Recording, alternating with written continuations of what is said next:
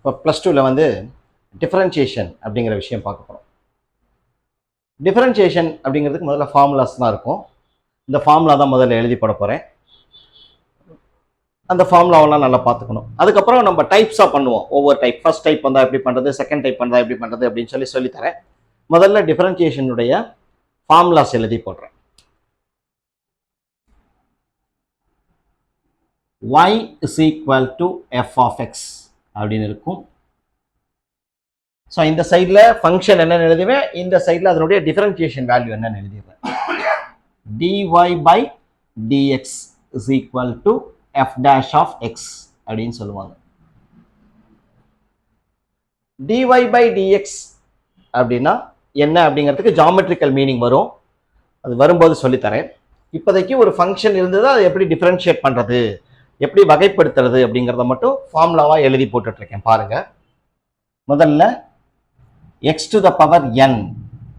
So என்னங்கிறது ஒரு number, எக்ஸுங்கிறது மட்டும் இருக்கணும். இப்படி இருந்துச்சுன்னா இதனுடைய differentiation formula n into x to the power n minus 1. அதாவது பவரில் இருக்க எண்ணை முன்னாடி கொண்டு வந்துடணும், இன்டூ எக்ஸ் போட்டுக்கணும். பவரில் n இருந்துச்சுன்னா அதை விட ஒன்று மைனஸ் பண்ணி எழுதிக்கணும். இதுதான் எக்ஸ் பவர் என்னுடைய டிஃபரன்ஷியேஷன் ஃபார்முலா. அடுத்தது e பவர் x அப்படின்னா அதனுடைய differentiation value e power x தான், சேமா அப்படியே கிடைக்கும். அடுத்தது log x அப்படின்னா அதனுடைய டிஃபரன்ஷியேஷன் வேல்யூ 1/x. 1/x இருந்தது அப்படின்னா அதனுடைய differentiation value -1/x².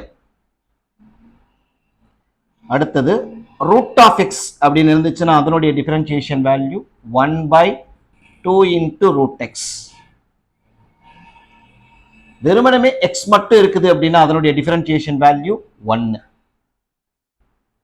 k into x, kங்கிறது ஒரு number constant, k into x அதனுடைய டிஃபரன்ஷியேஷன் வேல்யூ k. வெறுமனமே கான்ஸ்டன்ட் மட்டும் வந்துச்சு அப்படின்னா அதனுடைய டிஃபரன்ஷியேஷன் வேல்யூ 0. ஸோ இது ஆரம்பிக்கும். இதுக்கப்புறம் அடுத்த ஃபார்முலாஸ் எழுதி போடுறேன். செட் ஆஃப் ஃபார்முலாஸ், அடுத்த செட் ஆஃப் ஃபார்முலாஸ் எழுதி போடுறேன். இதை நல்லா கோத்ரூ பண்ணிக்கணும். ஒவ்வொன்றுக்கும் எப்படி எப்படி டிஃபரன்ஷியேஷன் வந்தால் எப்படி இருக்குமோ அதை. ஸோ அப்போ அடுத்த கண்டினியூஷனாக அடுத்ததனுடைய ஃபார்முலாவை எழுதி போடுறேன் பாருங்க.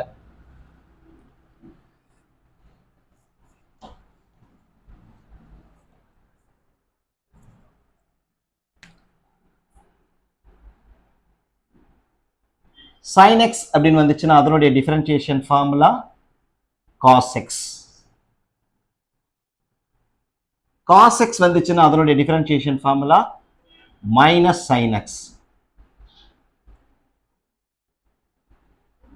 tan x வந்துச்சு அப்படின்னா அதனுடைய differentiation formula sec²x. cot x அப்படின்னா அதனுடைய differentiation formula minus cosec²x. secant x differentiation formula secant x into tan x.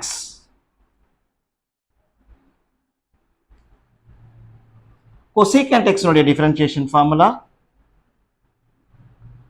minus cosecant x into cot x. இதெல்லாம் trigonometric formulasல வர்றது. புரியுதா? ஸோ இதையும் பார்த்துக்கங்க, எது எதுக்கு டிஃபரன்ஷியேஷன் ஃபார்முலா எது வருது. இந்த கண்டினியூஷனாக சில ஃபார்முலாஸ் இருக்கு, அதையும் எழுதி போட்டுறேன்.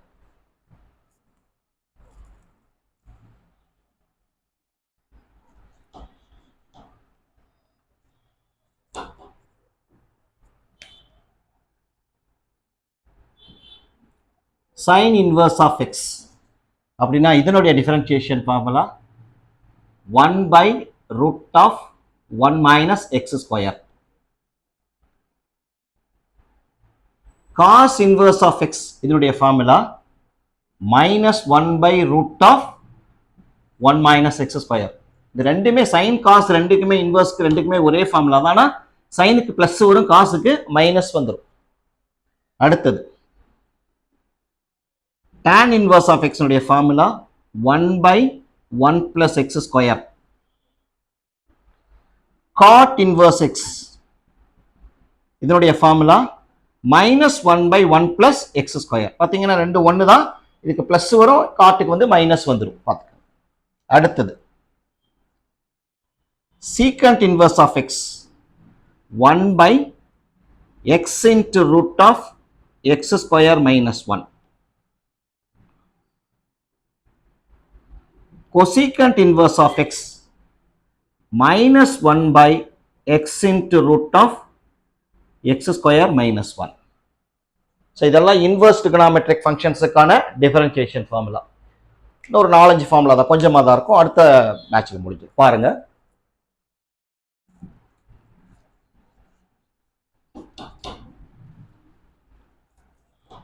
அடுத்த ஃபார்முலா போவோம். u into v ரெண்டு ஃபங்க்ஷன்ஸ் ப்ராடக்டா இருக்கும். அதாவது u-ஐயும் டிஃபரன்ஷியேட் பண்ண முடியும், v-ஐயும் டிஃபரன்ஷியேட் பண்ண முடியும். அப்படின்னா என்ன செய்யணும்? u அப்படியே எழுதிக்கணும், என்ன இருக்கோ அதை அப்படியே எழுதிக்கிட்டு v-ஐ டிஃபரன்ஷியேட் பண்ணணும். பிளஸ் அடுத்தது v-ஐ அப்படியே வச்சுக்கிட்டு u-ஐ டிஃபரன்ஷியேட் பண்ணணும். இதான் u into v வரும்போது. இது 3 ஃபங்க்ஷன் 4 ஃபங்க்ஷன் எத்தனை இருந்தாலும் இதே ப்ராசஸ்ல நம்ம எக்ஸ்பேண்ட் பண்ணிக்கிட்டே போகலாம். அடுத்தது u by v, numerator denominator, தொகுதி பகுதி. இதுவும் டிஃபரன்ஷியேட் பண்ணக்கூடியதா இருக்கணும், இதுவும் டிஃபரன்ஷியேட் பண்ணக்கூடியதா இருக்கணும். இதுக்கான ஃபார்முலா v அப்படியே எழுதிக்கணும், டினாமினேட்டர் v எழுதி நியூமரேட்டர் டிஃபரன்ஷியேட் பண்ணணும். மைனஸ் நியூமரேட்டர் அப்படியே எழுதிக்கிட்டு டினாமினேட்டர் டிஃபரன்ஷியேட் பண்ணணும். பை v ஸ்கொயர் அப்படின்னு எழுதிக்கணும். ஓகேவா? இன்னும் 2 டைப் ஸ்பெஷலான ஃபார்முலாஸ் மட்டும் இருக்கு.